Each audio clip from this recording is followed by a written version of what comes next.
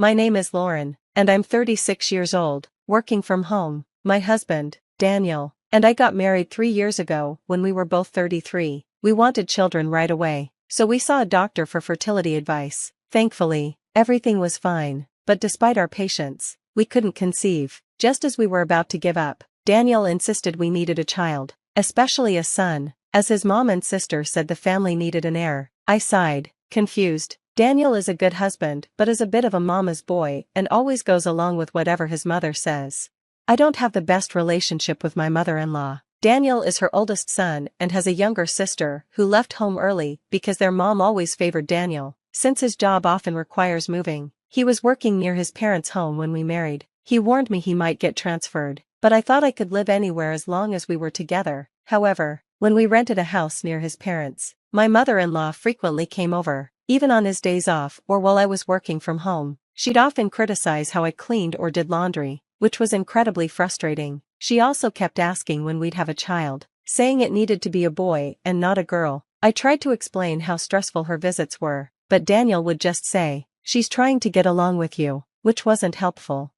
I was initially drawn to Daniel's optimism, feeling we balanced each other out, but this was a big issue between us. Thankfully, Daniel got transferred 6 months ago, so we could finally move away. Our new home is close to my parents', only about an hour away, and it's in a well-developed area, unlike the farm fields surrounding his parents' place. Once we moved, my stress eased, and I could focus on work. Our life became much more comfortable.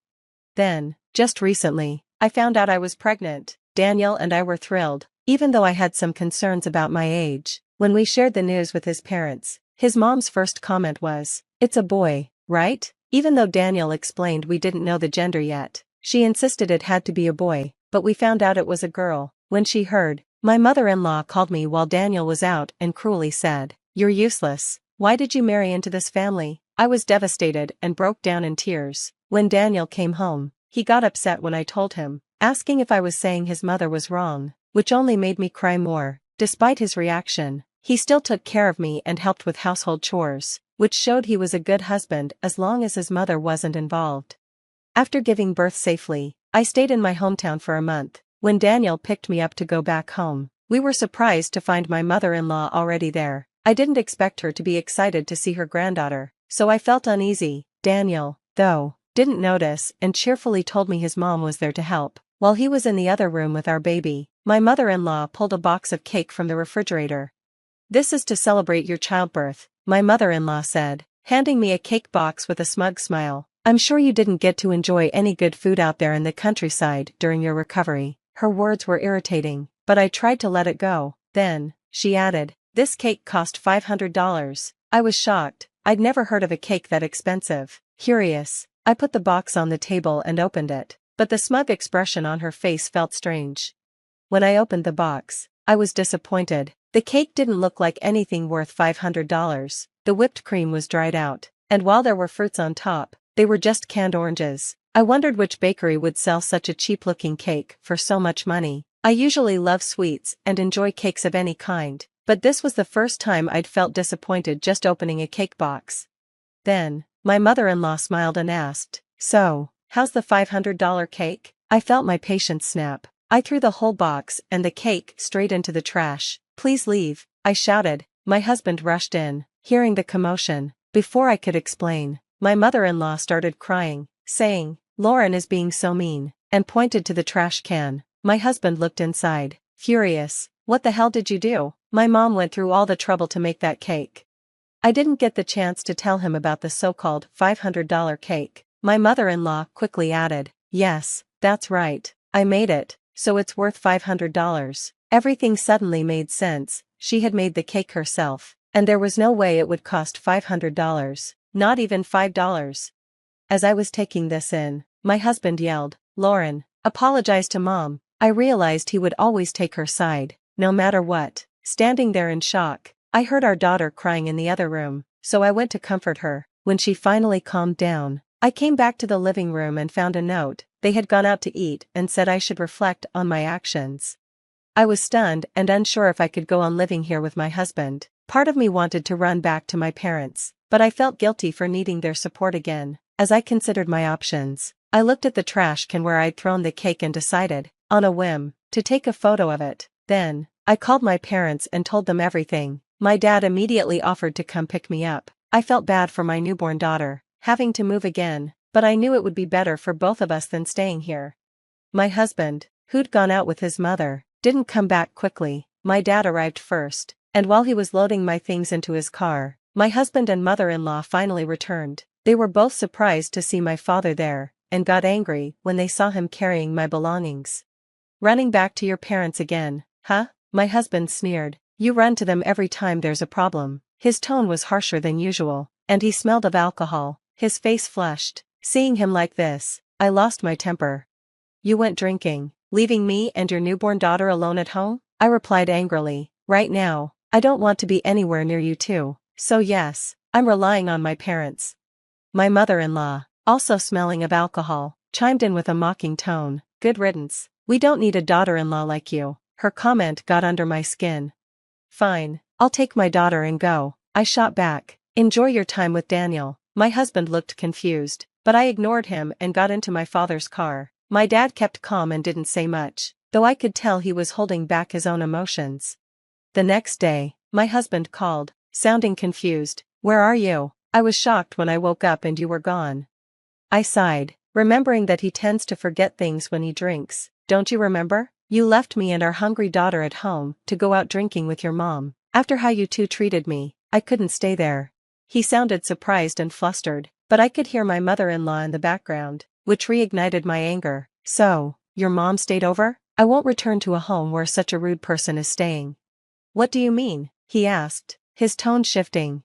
She might be your mother, but she's a stranger to me. I'm exhausted from giving birth and don't have the energy to put up with her anymore. Do you even realize she was part of the reason we struggled to get pregnant? Her constant visits stressed me out. The moment we moved away, I got pregnant, but when I came home with our daughter, your mom was there again. I just can't take it.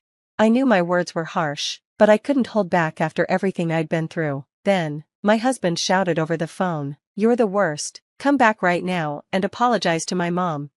I was shocked and didn't know if I could continue living with my husband. I thought about going back to my parents, but I felt torn. I had no other place to go. As I stood there, I glanced at the trash can where I had thrown the cake. It was still there, untouched. On a whim, I took a picture of it.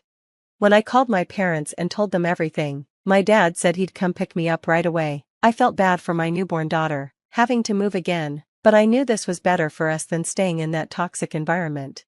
My husband, who had gone out for a meal with his mother, didn't return as quickly as I expected. My dad arrived first, and as he was loading my belongings into his car, my husband and mother-in-law finally came home. They looked surprised to see my dad and got angry when they saw him carrying my things.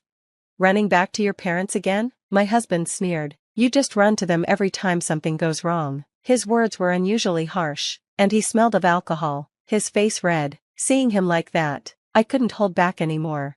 You went drinking, leaving me and your newborn daughter alone? I said, furious. Right now, I don't want to be anywhere near you two. That's why I'm relying on my parents. Then my mother-in-law, who also smelled like alcohol, added, good riddance. We don't need a daughter-in-law like you. Her comment cut deep, and I snapped. Fine, I'll take my daughter and go. Enjoy your time alone with my husband, Daniel. My husband looked confused, but I ignored him, got into my dad's car, and left. My dad kept his emotions in check and didn't get involved. The next day, my husband called, sounding surprised. Where are you? I woke up and you were gone. I sighed. Don't you remember? You left me and our hungry daughter to go out drinking with your mom. After how you two treated me, I couldn't stay there. He seemed shocked and flustered, but I could hear my mother-in-law in the background, which made my anger flare up again. So, your mom stayed over? I said. I won't return to a home where someone that rude is staying. What do you mean? He asked, sounding defensive.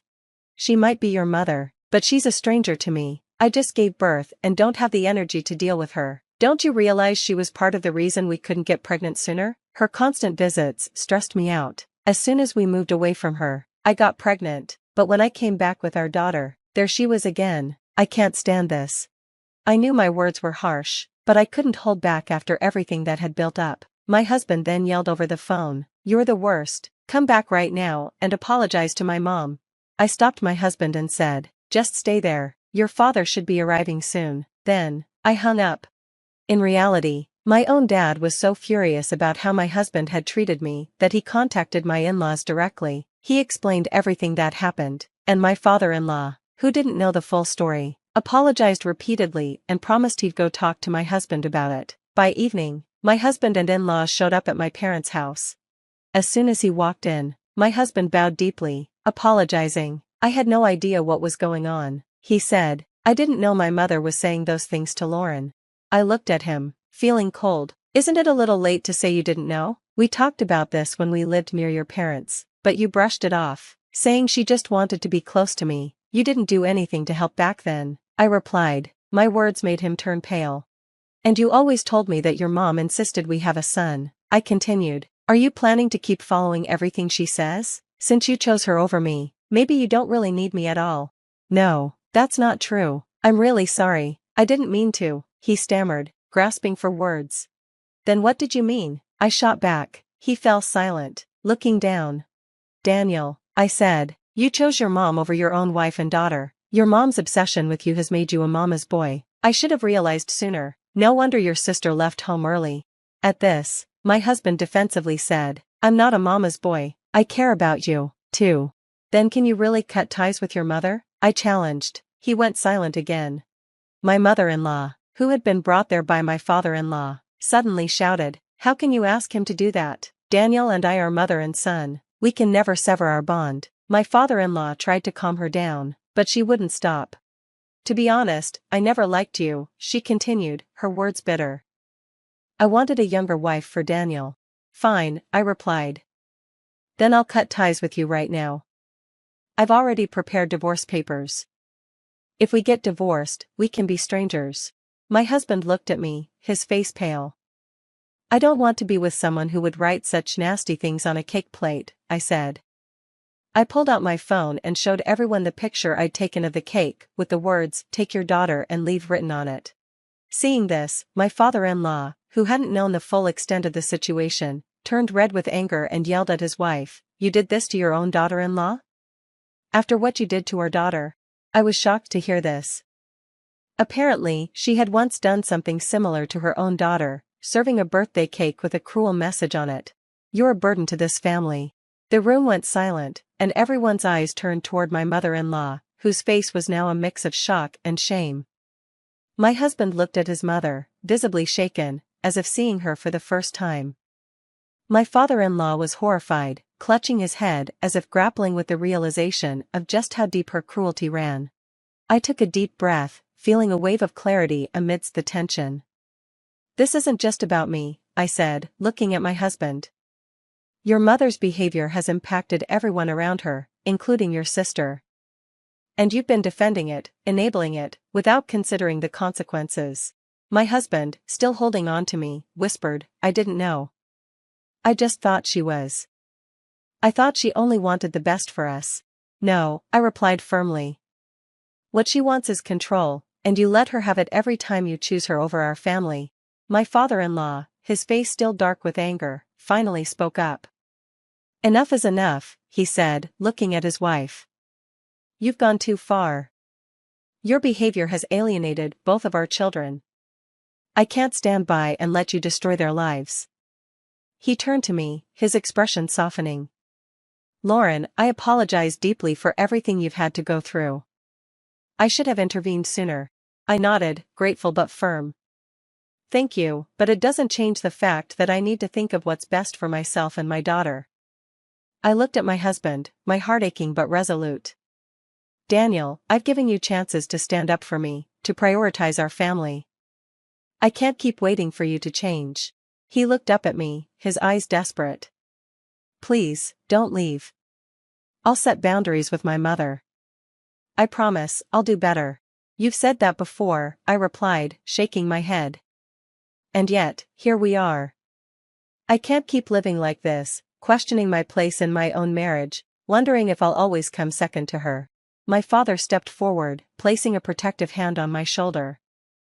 "It's time to go, Lauren." As I turned to leave, my husband reached out one last time. "Please, just give me one more chance," he pleaded. I paused, looking at him with all the hurt and disappointment I'd been carrying. Daniel, if you truly want a life with us, you have to prove it, not with empty promises, but with real change. I need time. And I need space. Maybe, once you've shown that you can be the husband and father we deserve, we can talk. But until then, I'm taking our daughter and leaving. With that, I walked out of the house, my father and daughter by my side, finally feeling the weight of years of resentment and disappointment lift just a little. As we drove away, I didn't know what the future held, but I knew I had made the right choice for myself and my daughter.